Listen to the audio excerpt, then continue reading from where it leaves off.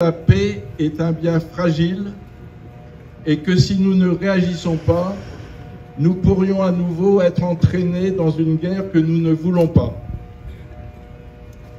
La situation internationale est en effet particulièrement préoccupante aujourd'hui.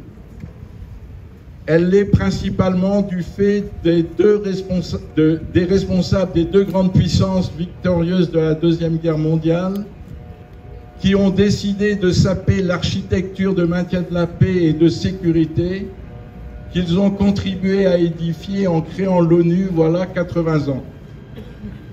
L'un, le russe, en violant l'un des principes à la base de cette architecture, à savoir le respect de l'intégrité territoriale des États. L'autre, l'États-unien, en faisant fi de toutes les conventions internationales qui ne vont pas dans le sens de ses propres intérêts. Ce retour à la loi du plus fort, auquel ces comportements irresponsables conduisent, crée un sentiment général d'insécurité qui entraîne les États dans une spirale infernale de réarmement dont le financement se fait au détriment des budgets sociaux, environnementaux et d'aide au développement des pays les plus démunis. Plus de précarité pour les plus fragiles, plus de profit pour les nantis et en premier lieu pour les marchands de canons dont les titres en bourse enregistrent des hausses records. Plus 80% pour l'action Thales depuis le début de l'année. La plus forte hausse du CAC 40, plus 56% pour Dassault. Telle est la loi du système capitaliste qui fructifie sur le dos des plus pauvres.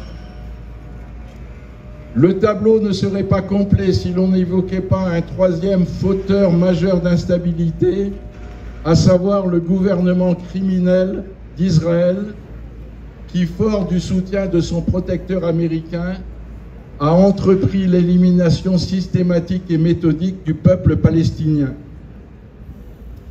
Ici finit le monde civilisé. La façon dont on y traite l'humain, c'est un retour pur et simple en barbarie. Honte à nos dirigeants qui laissent s'accomplir ce génocide sans réagir. En acceptant l'inacceptable en Palestine, c'est notre propre humanité que nous assassinons.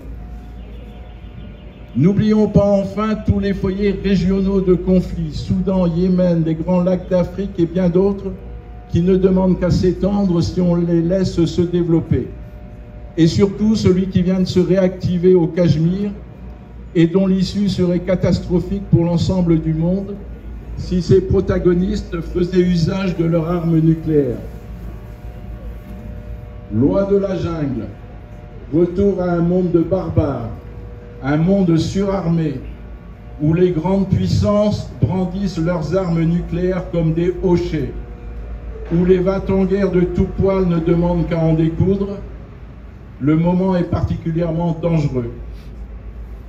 Arrêtons cette folie guerrière avant qu'elle ne dégénère en une nouvelle confrontation mondiale qui, vu les armes de destruction massive dont elle dispose, serait une guerre dont l'humanité cette fois-ci ne se remettrait pas. De cette place de Brest, ville martyre de la dernière guerre mondiale, nous, pacifistes finistériens ici réunis, comme beaucoup d'autres en ce même jour à travers le monde, nous lançons cet appel. Non à la guerre, non au surarmement qui conduit à la guerre. Oui à la fraternité et la coopération entre les peuples. Non à la guerre, les peuples veulent la paix.